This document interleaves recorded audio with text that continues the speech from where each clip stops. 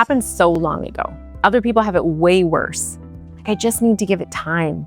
If you've ever said these things to yourself, you might be blocking your own healing without even realizing it.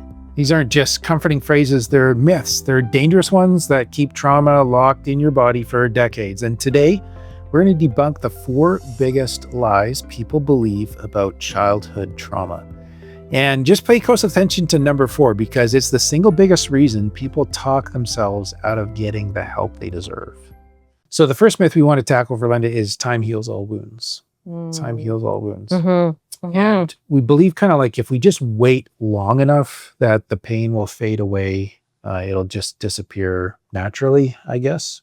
And there is a certain truth to the reality of like that the crisis of pain does decrease. Yes. Of course. But the fact is that time does not heal trauma. It only conceals it. So you can think about this physically, like if you break your leg and you don't set the bone, time will heal it. Yeah. But it will heal crooked and it'll cause you pain every time you walk. So in a similar way, unprocessed trauma doesn't just disappear with time. It changes shape. It can turn into anxiety. It can turn into chronic pain, autoimmune disorders. It can turn into relationship patterns that end up being destructive or difficult to experience. So time allows coping mechanisms like avoidance or numbing to harden into almost like personality traits, like deeply embedded parts of ourselves where it's all kind of wrapped around protecting this trauma that really never got resolved. Yeah. And I just want to like validate the wish for this to be true. That they could just heal it with time? Yeah, like we want time to work because the alternative of facing it feels scary. But even if we think of this as like a messy closet, we can shove things in a closet for 20 years, but the mess doesn't go away, like it just gets buried deeper. So healing requires active processing. Like you have to open the closet and organize the mess. And this is what therapy does. Like it compresses the timeline. So you don't have to wait 20 years to feel better. Yeah. But you still need to open the closet. Address it. Open the closet. Yeah. Yes. Yeah, you do. So another myth is the memory myth. Like if I don't remember it, or if I was too young to understand it, it doesn't count as trauma. But the fact is, the body keeps the score. Your nervous system develops long before your explicit memory does.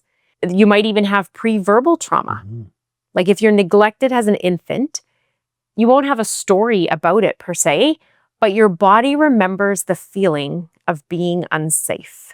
Yeah, which is really profound. So there can be a difference between like what's in our explicit memory, facts and events, things that we really know happened. We perhaps have images of them in our mind, or we associate them with photos that were taken at the time.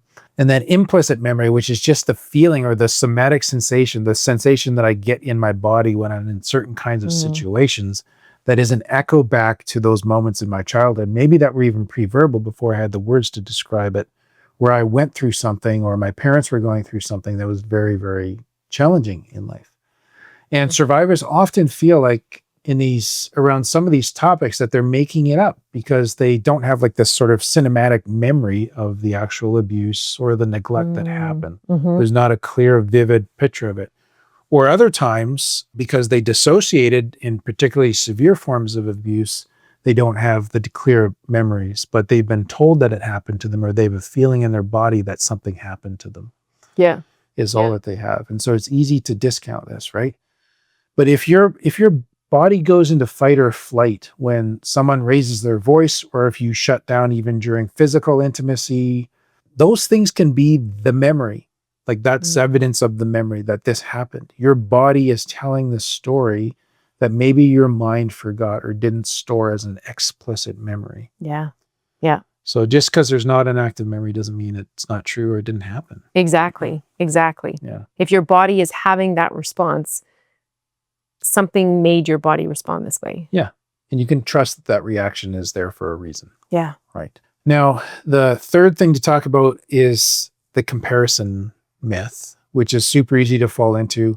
Talked about this a little bit in our last video, that my pain isn't valid or isn't as valid because others had it far worse than I did. I wasn't in a war zone, or I just had parents who divorced. They weren't violent, maybe, with each other. But I mean, it's good to remember in stuff like this that trauma is not actually a competition. Yes.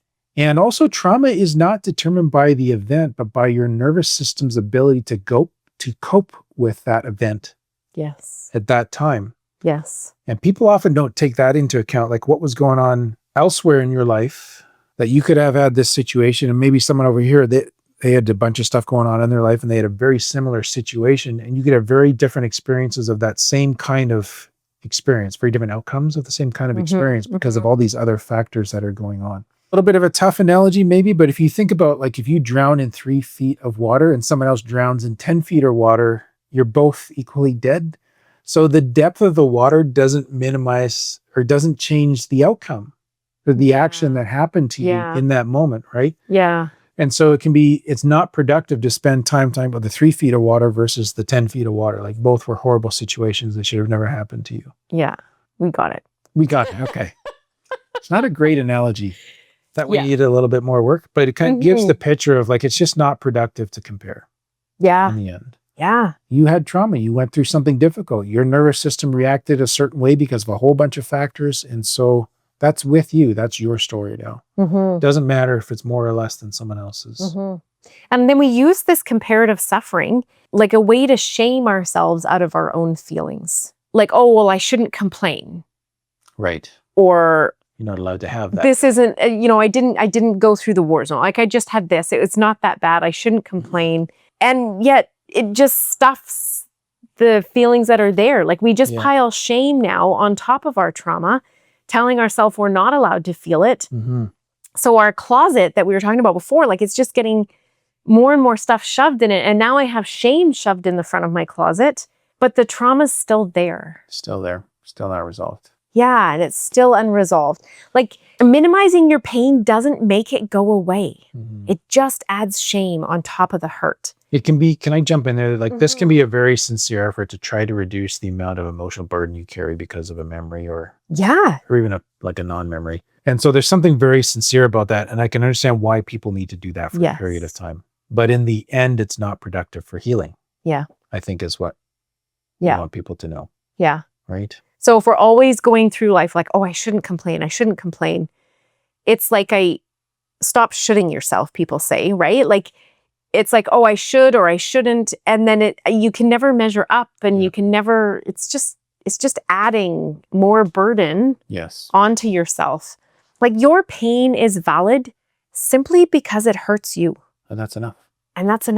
Yeah. So I want to pause on this one because it's so common. Have you ever talked yourself out of seeking help because you thought your problems weren't big enough? Or if that has been you and you're feeling brave today, go ahead and put a yes in the comments, because we want you to know that we see you, and we want you to know too that you're not alone in that feeling. A lot of us struggle with the same thing. Like, do I really deserve to have help for this? Does this really need a therapist for me? And of course, we're a little bit biased because we're in the industry. Yep. But yes, it does. Like, if you're carrying that, why not get help with it? That's the point. Yeah. Find healing from it so you don't have to carry it. Yeah. So talk to us a little bit too, Verlynda, about the next myth, which is like, okay, if I forgive this, I should be good to go. That kind of thing. I just need to forgive. I just need to forgive. Show up. Like, I need to forgive to truly heal. Yeah. And then there's the complication of like, well, I can't forgive unless they apologize. And like, it gets complicated. But the fact is, like, healing is about establishing safety and regulation within yourself. It does not require the participation or the absolution of the person who hurt you. Forgiveness, in a lot of ways, is for you just to let go of those hard feelings. Yep. And yet I want to just differentiate here between forgiving somebody and like reconciling with somebody. Yes. Because reconciling is like restoring the relationship, whereas forgiveness is letting go of the anger or the wish for a different past, whatever it might be. And you can heal without ever speaking to the person again that hurt you. It might not be safe to reconcile with someone who's hurt you. Yeah. And yet, for your own healing, it can be possible to let go of those hard feelings, to let go of the anger after acknowledging that you have them. Yes. For your own rest and peace and health and all sorts. Yep. And it doesn't have to include the person that hurt you. Not necessarily. Yeah. Yeah. Again, I want to validate that forgiveness can be a powerful part of the journey for some, but it is more like the fruit of healing, not the root of it. You can't force it. Ooh, that's good. The fruit of healing, not the root of it. And often, Verlynda, like I find too, like, people might talk about forgiving near the start of therapy, but usually like the forgiving work that a person does is after the trauma has been processed, not at the start. That's almost part of the shame that we like, oh, I shouldn't feel this way. Oh, I should forgive. Yes. And I'm not saying people can't do that near the front. Because it is a decision. It is a decision, but I think there's something very powerful about you knowing all of the hurt that you're forgiving. Yes. And you realizing that you can heal from trauma almost apart from forgiveness. Do you know what I mean? Yeah. Whereas some people kind of, especially I think for those of us that came out of like faith-based families or church-going folk, like we tend to front load with the forgiveness idea as a way of unshackling the burden of what happened or from the burden of what happened to us. Yes. But it can be actually very helpful to realize, hey, I can sit in all this pain and process this trauma. And we can just hold that forgiveness discussion for later. Like, I know I want to do it. I know I'm going to do it. But right now I need to process the trauma. So I'm not having a fight-flight response with my kids, maybe, for example, or whatever the situation might be. Yeah. And even the forgiveness part, if I have never acknowledged the impact that the harm has done to me, I can't really forgive it. No. Yeah. You don't have a measure of what you're forgiving. Yeah. Yeah. And so then when something else comes up, it's like, well, have I forgiven it or have I not forgiven it? Because this really hurts. Yeah. And I'm angry. Yeah. Or whatever it might be. Yeah. It's like, well, yeah, because we haven't acknowledged. If we haven't acknowledged it fully, it's still there. Exactly. Yeah. And we want to sort of protect against bypassing this stuff. So rushing to forgive before you've allowed yourself to be angry, to feel all that hurt, usually leads just to resentment down the road too. And you're wondering why am I having to do this work again? So as a listener, and you're kind of processing this with us and you're hearing us say this, like, your healing belongs to you. It's not held hostage by your abuser's apology. Yes. Too, which may never come. That's another reason why we like to split the reconciliation off from the forgiveness. And your forgiveness is also not held hostage by your own ability to play nice or to be kind to someone else either. Like, I also want to say that forgiving someone doesn't mean you should lay aside all boundaries. Yes. Yes. With that person. Agreed. Especially if they haven't demonstrated like a real change of character. Yeah. To process the harm that they did and really own that in a deep and meaningful way towards you. Right. And if someone's holding like that you must forgive over you because they hurt you. Yeah. They're trying to prioritize you coming back into the relationship with them so they can manipulate and control you more rather over than your healing. The actual healing and acknowledgement of the harm that they did and them taking responsibility for that. Yes. Good. Yeah. We made that point. I think so. So, I mean, if you take one thing away from today, like, let it be this: your trauma is real, it matters, and you don't have to wait for time or an apology to start feeling better. So the myths we talked about today are designed to keep you quiet, but breaking the silence is the first step toward breaking the cycle. Yeah. Getting unstuck. Yeah. And of course, you don't have to do that alone. If you're ready to stop comparing your pain and start processing your pain, we are here to help. We'd love to speak with you. You can book a free 20-minute consultation call with us at therapivo.com. Let's get past the myths and let's get to the truth of your healing, the reality of what happened in your journey and in your experience, and do the work so you can heal that trauma. And if and when you're ready to do it, we can talk about forgiveness. Thanks for watching.